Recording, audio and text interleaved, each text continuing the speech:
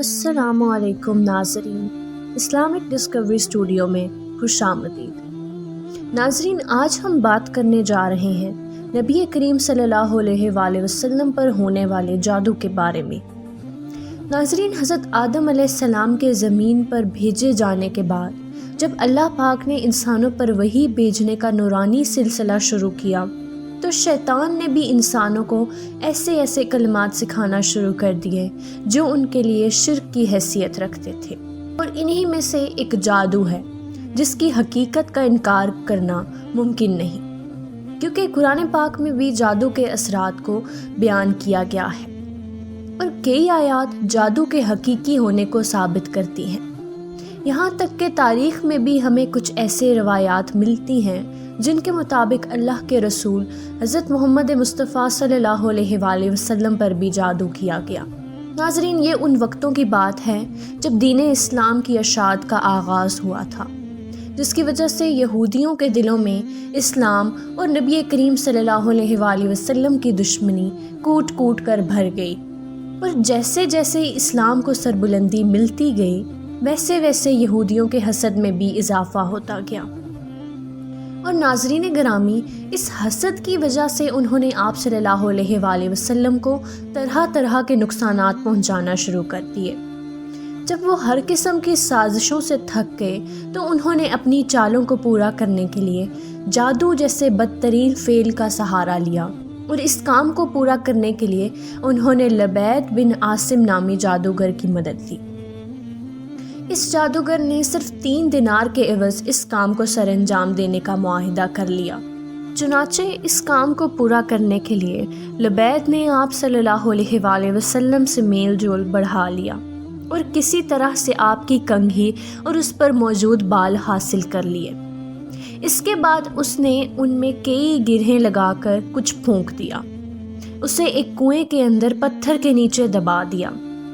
تاریخ میں ہمیں بعض روایات ایسی بھی ملتی ہیں جن کے مطابق نبی کریم صلی اللہ علیہ وآلہ وسلم پر جادو لبید کی بہنوں نے کیا تھا، کیونکہ جادوگری میں لبید کی بہنیں اس سے بھی 3 ہاتھ آگے تھیں، اور لبید نے تو بس اتنا کام کیا کہ اسے لے جا کر کنویں میں پتھر کے نیچے دفن کر دیا۔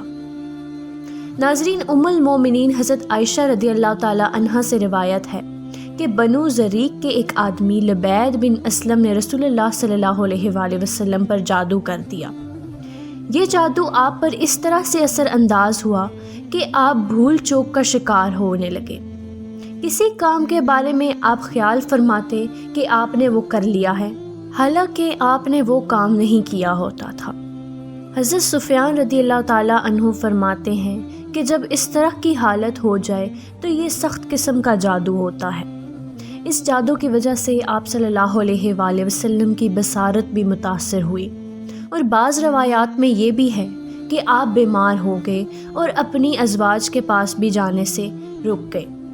ان تمام روایات سے ہمیں یہ پتہ چلتا ہے کہ جادو آپ صلی اللہ علیہ وآلہ وسلم کے مزاج اور ظاہری اعضاء پر اثر انداز ہوا تھا، اور آپ اس عرصے میں وحی اور دعوت و تبلیغ کرتے رہے اور لوگوں کی رہنمائی اور دنیا و آخرت میں کامیابی کے طریقے اور سلیقے سکھاتے رہے۔ جبکہ ام المومنین حضرت عائشہ رضی اللہ تعالی عنہا بیان کرتی ہیں کہ آپ صلی اللہ علیہ وآلہ وسلم 6 ماہ تک جادو کی یہ تکلیف برداشت کرتے رہے، اور آپ کو دن بدن کمزوری لاحق ہوتی جا رہی تھی، لیکن یہ معلوم نہیں ہو رہا تھا کہ آخر تکلیف کیا ہے۔ آخر کار آپ صلی اللہ علیہ وآلہ وسلم نے اللہ سے اپنی تندرستی کے لیے دعا فرمائی۔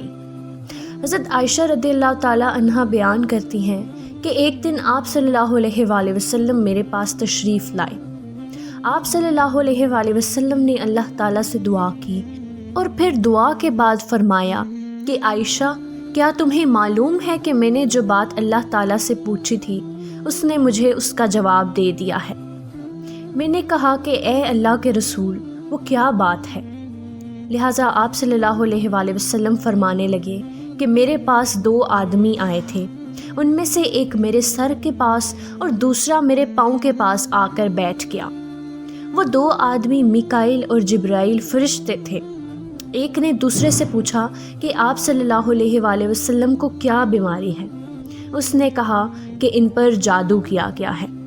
پوچھا ان پر کس نے جادو کیا ہے؟ تو دوسرے نے جواب دیا لبید نے۔ اس طرح انہوں نے اپنی گفتگو سے مجھے سب کچھ بتا دیا کہ جادو والا سامان اور بال زروان کنویں میں ایک پتھر کے نیچے موجود ہیں۔ اس کے بعد آپ صلی اللہ علیہ وآلہ وسلم چند صحابہ کرام کو لے کر اس کنویں پر تشریف لے کر آئے اور اس کو خود دیکھا۔ صحابہ کرام میں سے ایک آدمی کنویں میں اترا، اس نے پتھر کے نیچے سے ایک تھیلی نکالی تو اس میں آپ صلی اللہ علیہ وآلہ وسلم کی کنگھی اور آپ کے سر اقدس کے بال موجود تھے۔ اس کے علاوہ اس میں ایک موم کا مجسمہ بھی تھا جس میں بہت سی سوئیاں چبوئی ہوئی تھیں۔ اس موم کے مجسمے میں 11 گرہیں لگائی گئی تھیں۔ اس موقع پر حضرت جبرائیل علیہ السلام آپ صلی اللہ علیہ وآلہ وسلم کی خدمت میں سورہ فلق اور سورہ ناس لے کر حاضر ہوئے اور کہا کہ آپ ایک ایک آیت پڑھ کر گرہیں کھولتے جائیں۔ چنانچہ آپ صلی اللہ علیہ وآلہ وسلم ان صورتوں کی تلاوت کرتے جاتے اور ساتھ ساتھ گرہیں بھی کھولتے جاتے۔ آپ صلی اللہ علیہ وآلہ وسلم نے ہر آیت پر ایک گرہ کھولی اور اس طرح 11 آیات کے مکمل ہونے پر 11 گرہیں بھی کھل گئیں۔ جب آپ صلی اللہ علیہ وآلہ وسلم ایک سوئی نکالتے تو آپ کو تکلیف محسوس ہوتی، پھر اس کے بعد راحت مل جاتی۔ تمام سوئیاں نکالنے کے بعد آپ صلی اللہ علیہ وآلہ وسلم مکمل طور پر صحت یاب ہو گئے اور یوں اٹھ کھڑے ہوئے کہ جیسے آپ زنجیروں کی جکڑ سے آزاد ہوئے ہیں۔ صحابہ کرام میں سے کسی ایک نے آپ صلی اللہ علیہ وآلہ وسلم سے عرض کیا کہ کیوں نہ اس بدبخت یہودی یعنی لبید کو قتل کر دیا جائے، لیکن آپ صلی اللہ علیہ وآلہ وسلم نے ارشاد فرمایا کہ اللہ تعالیٰ نے مجھے عافیت اور صحت عطا فرما دی ہے، اور بے شک اللہ کے ہاں اس پر بڑا سخت عذاب موجود ہے۔ اس کے بعد آپ صلی اللہ علیہ وآلہ وسلم نے نہ تو کبھی لبید سے اس بات کا تذکرہ کیا اور نہ ہی کبھی اپنے چہرے کے تاثرات سے اس بات کا احساس تک ہونے دیا۔ اس تمام واقعے کا حقیقت کے ساتھ کتنا تعلق ہے وہ صرف اللہ ہی کی ذات بہتر جانتی ہے، کیونکہ اس واقعے میں ڈھیروں شبہات جنم لیتے ہیں جو ہمارے پیارے نبی کریم صلی اللہ علیہ وآلہ وسلم کی شایان شان محسوس نہیں ہوتے۔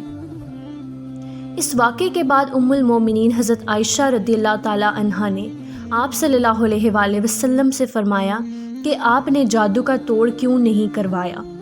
آپ صلی اللہ علیہ وآلہ وسلم نے فرمایا کہ اللہ تعالیٰ نے مجھے شفا عطا فرما دی اور میں یہ پسند نہیں کرتا کہ لوگوں میں اس کا شر پھیلے، یعنی لوگ جادو میں دلچسپی لے کر اسے سیکھنا اور سکھانا شروع کر دیں۔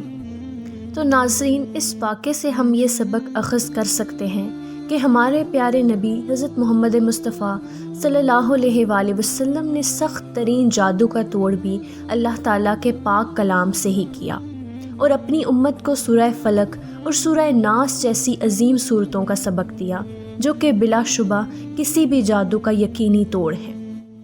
اس لیے اگر شیطانی وار کے ذریعے جادو جیسی بلا اگر سر آ بھی جائے تو بجائے جعلی پیروں اور جھوٹے عاملوں کے پاس جانے کے اللہ کے کلمات سے مدد لے کر گمراہی کے اڈوں کو نیست و نابود کر دینا چاہیے۔ تو ناظرین، یہ تھی ہماری آج کی ویڈیو۔ اگر ویڈیو پسند آئے تو اس کو لائک ضرور کیجئے، چینل کو سبسکرائب کیجئے اور اگلی ویڈیو تک کے لیے ہمیں اجازت دیجئے۔ اللہ حافظ۔